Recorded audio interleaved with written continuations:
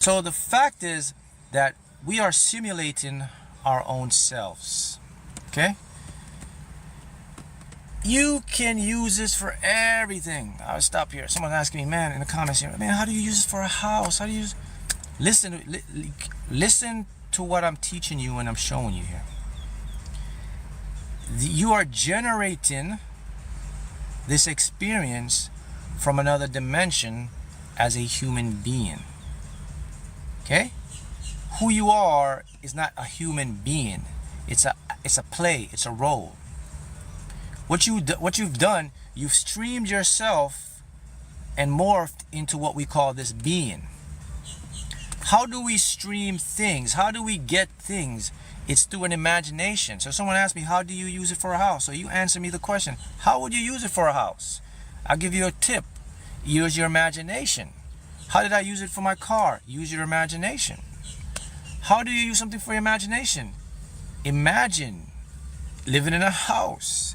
Imagine owning a house. And then what you do is you repeat it. And the repetition, that energy affects the physical field, which brings it into your manifestation. That's right. Visualize and let it go. Everything you see is a compromisation or comprised of energy. So even though you think you're here, you're just playing here. You are the word. That's correct. So the real you is a branch, and you plucked off, and everybody in your reality, don't take this lightly. There is nothing that's coincidental. From the way the cars are moving, when you go out in your house and you see what you see, you have generated it. The people, you have generated them. They are a part of your field. They're a part of your movie. So this can be very powerful in your life, because then you can understand that, oh, I got to wake up and start to live my purpose and live my life. I got to start to use my powers.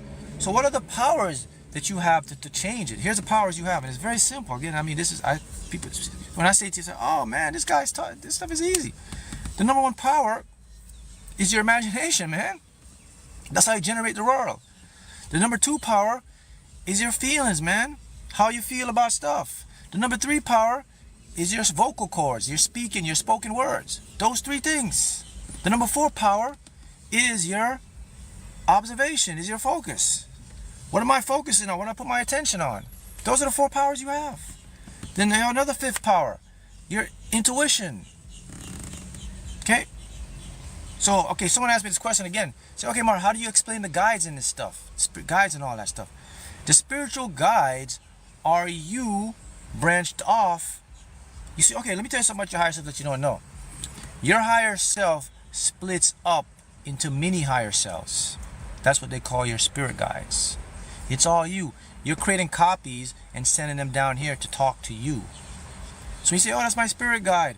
Okay, yeah, but it's your higher self split down into a mini higher self to be your spirit guide. You have the ultimate higher self, which is the ultimate consciousness. Then you have the splits. This is my spirit guide. That's my animal guide. That's all my guide. Those are you. You are the one sending stuff to you. You are feeding information to this physical being to have an experience. That's all you're doing. So I'll ask you the question again, because I know many of you are just coming in here. I said, do you remember me?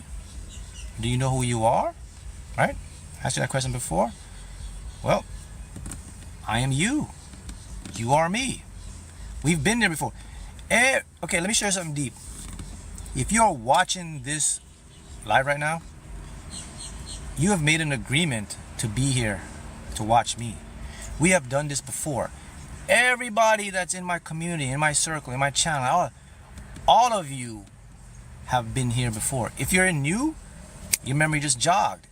You will always be attracted and drawn to what you've already experienced in previous lifetimes or past lives, because the information is stored in your subconscious. It's called Akashic Records. The information in the universe, did you know, let me show you something else. Information cannot be created or destroyed. Again, people, information is stored. Your subconscious retrieves it. Your subconscious will push you to something and your conscious mind won't even know it. You're in a hypnotic trance. So if you're here watching this, you made an agreement to be here. Everything around us is an agreement we made. Now, once you're in this 3D world, this is where you have to use your powers to take advantage of stuff. Number one is you got to stop taking your life too seriously, man. You got to start to live and just let it flow. You have to stop judging. You have to start understanding that you'll be okay. Your brain, your ego will say, I'm not going to be okay. Remember what I just said to you, and I'll ask you this important question again, and you got to think about this deep, all right? Have you ever known non-existence? The only thing that you have ever known is existence. And that's the only thing you will ever know, continue to know. You see, the universe, multiverse, you're here for a purpose. You cannot not exist. You're going to exist somewhere all the time. You may come, maybe I'm existing now as Mark. But when I go, and when we all go, I'm going to exist as something else or someone else. That's just how it is. It's an analogy like this. Okay, the game never changes, only the players change. You ever heard that? This is how reality works. The game will never change, only the characters change. So the structure of the game of consciousness, I cannot change that. It will always be here.